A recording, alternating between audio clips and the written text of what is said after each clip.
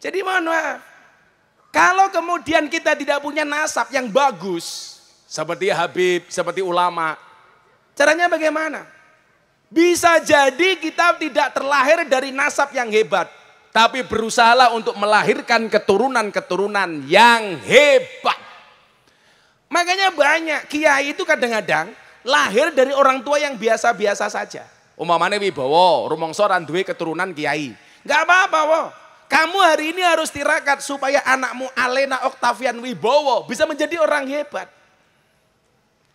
Ini artinya apa? Bahwa kemudian kalau dikatakan laqad kana lakum fi rasulillahi uswatun hasanah, ini ayatnya keren loh. Setelah itu apa? Liman kana yarjullah. Ini maknanya apa? Ar-raja ausa'u minal khauf. Bahwa harapan itu lebih luas dibandingkan rasa takut. Maka jangan kaget, kadang-kadang orang tuanya bukan siapa-siapa, anaknya jadi juara madrasah diniyah. Anaknya jadi juara musabaqah tilawatil Quran. Padahal bapaknya bukan siapa-siapa.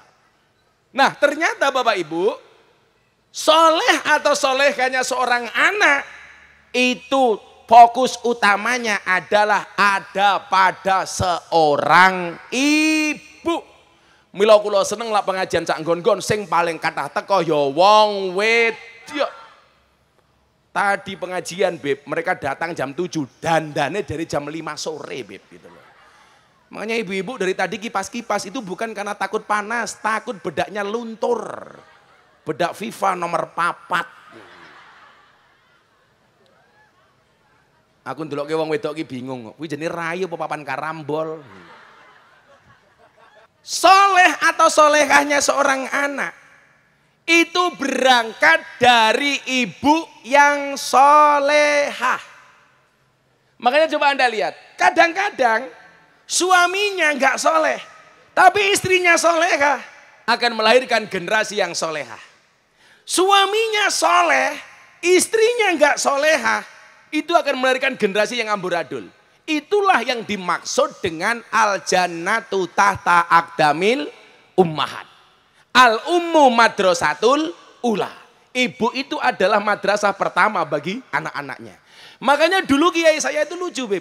Ketika saya mau menikah, kiai saya bilang begini, nak, kalau kamu nanti mau menikah, tolong tanyakan kepada calon mertuamu, anaknya perempuan dulu disusui 2 tahun apa enggak.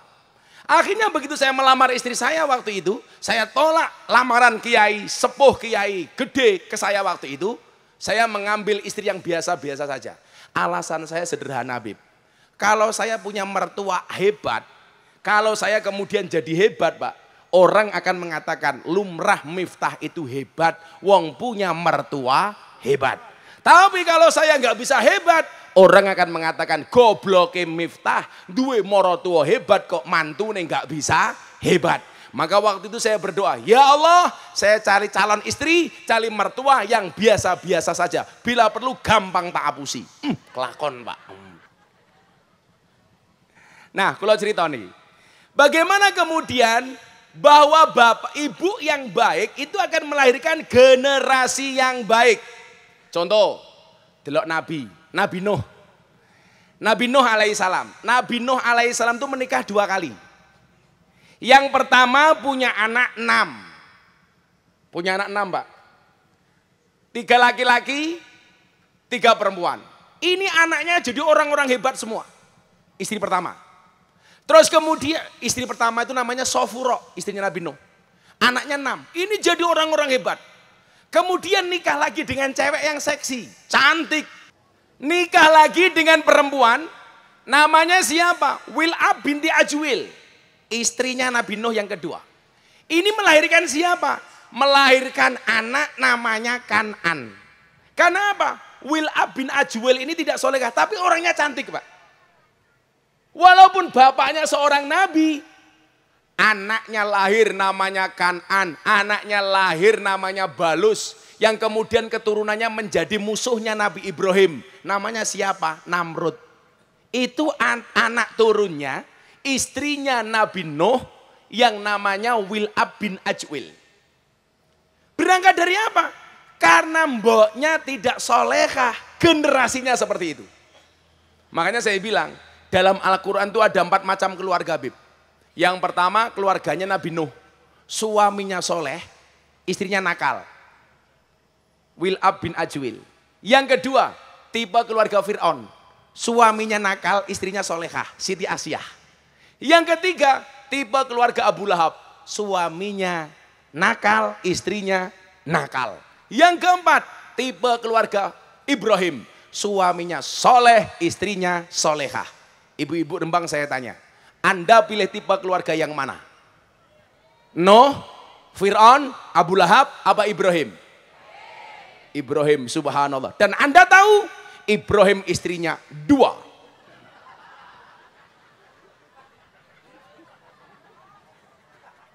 Coba, akhirnya apa? Istrinya Nabi Nuh yang kedua, itu hanya melahirkan orang-orang gak jelas seperti Kan'an, Balos, Namrud, dan lain sebagainya. Walaupun dia cantik, solehah. Mohon maaf, cantik tapi tidak solehah. Aku tak takon orang bocah-bocah hadrohi. Li, kalau kamu besok nyari istri, pilih yang mana? Cantik tidak solehah apa jelek tapi solehah? Cantik dan solehah. Rata-rata Beb, jawaban anak-anak itu pasti yang tidak ada jawabannya. Cantik dan solehah. Satu hal nak, menurut Ibnu Athaillah As-Sakandari, konsep bahagia itu apa? Liyakilla matafrohubi, yakilla matahzanubi.